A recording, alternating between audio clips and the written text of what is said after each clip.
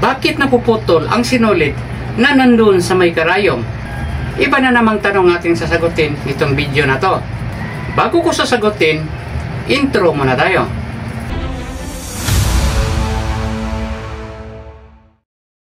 Hello everybody! Welcome to my YouTube channel. Kung gusto nyo matuto about basic sewing, yung pananahing pangbahay, pwede rin pang hanap buhay, please subscribe my channel, hit the notification bell para updated ka sa susunod ko pang mga video. Please like, share, and comment. Salamat nam sa tanong.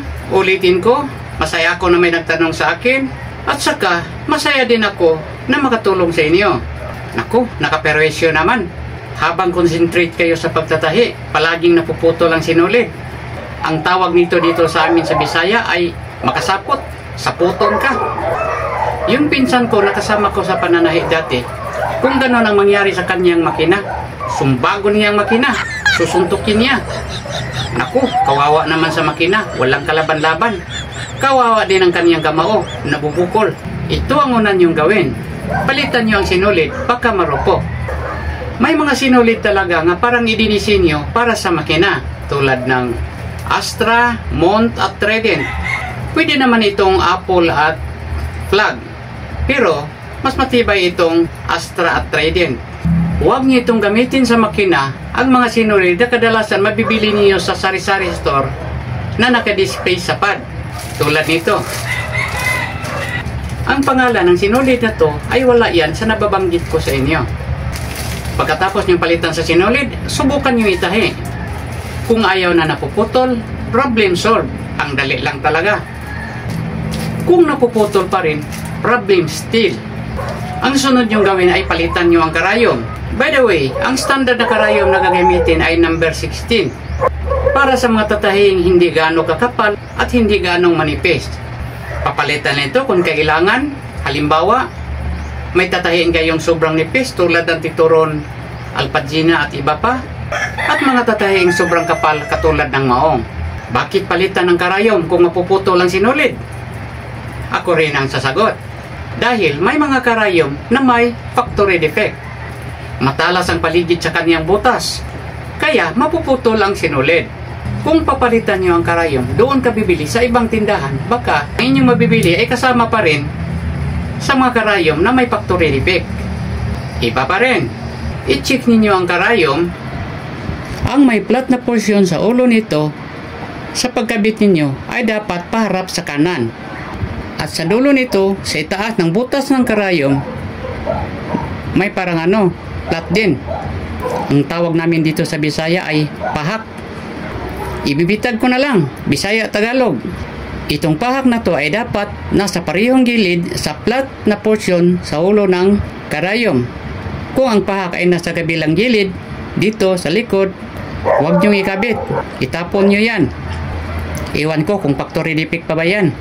Dahil sa mahigit 25 years ako sa pananahi, pangatlong bisis lang ako nakakita ng ganitong karayom.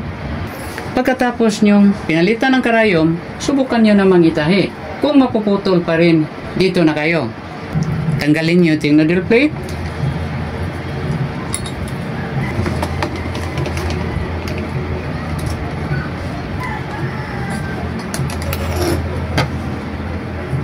Tanggalin nyo rin ang karayom. Istorbo ito. Ang pressure pot din, tanggalin ninyo. Ibabalik lang natin yan. Itutumba natin. Para safe, isandal natin sa dingding. Tanggalin din natin itong slide plate. Ang bobbin case. Ang shuttle hook. Ang shuttle hook nasa ilalim. Tatanggalin muna natin ang cover sa shuttle case kasi hindi makukuha itong shuttle hook kung hindi ito ma-open. Ito na. Ngayon, tatanggalin natin itong shuttle case.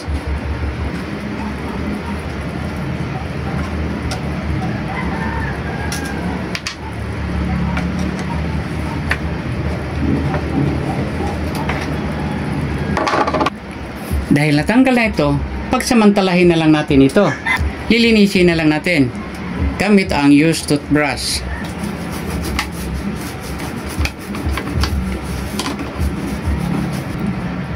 Ito, lilinisin natin. Ito,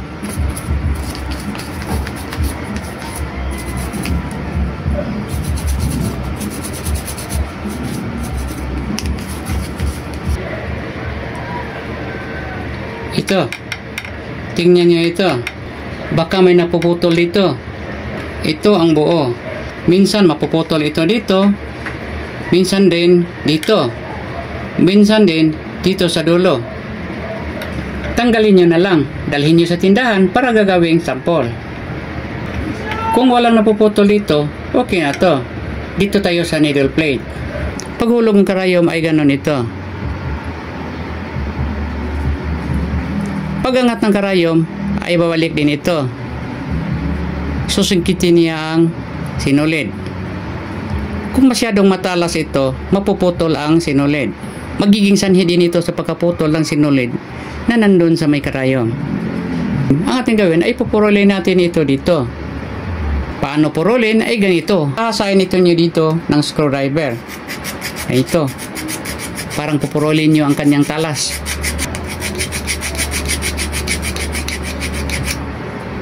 Ito, medyo napupurol na. Tapos, ibalik nyo. Ang unang itong ibalik ay ang shuttle case. Ito. 2 tornilyo lang ito.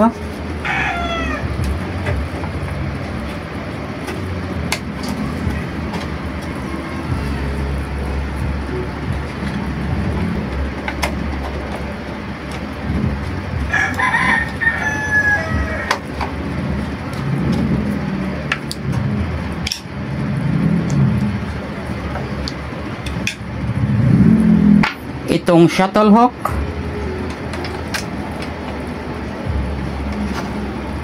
ang cover,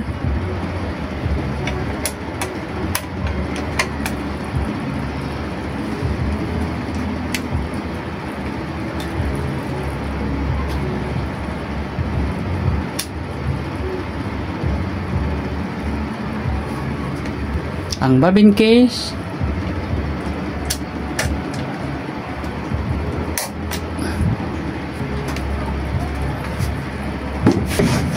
ang slide plate,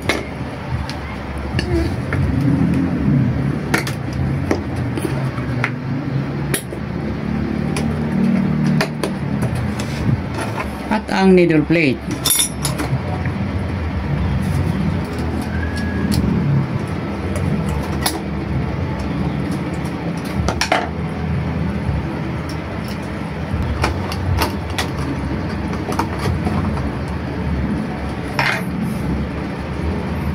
Pressure pot pala.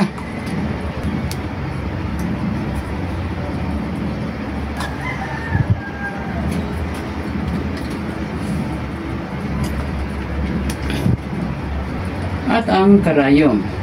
Tandaan nyo, ang flat na portion ay palaging nakaharap sa kanan.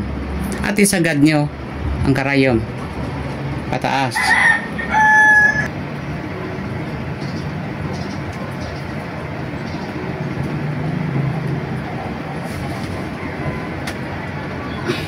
Tapos, subukan nyo ang itahi. Yun lang muna ang masagot ko sa inyo. Sana ay malutas na ang problema ninyo sa inyong kina. Kung may tanong pa kayo, i-comment nyo yan. Ako po si Tutor Al para sa Basic Sewing Tutorial. Good luck, good health, God bless.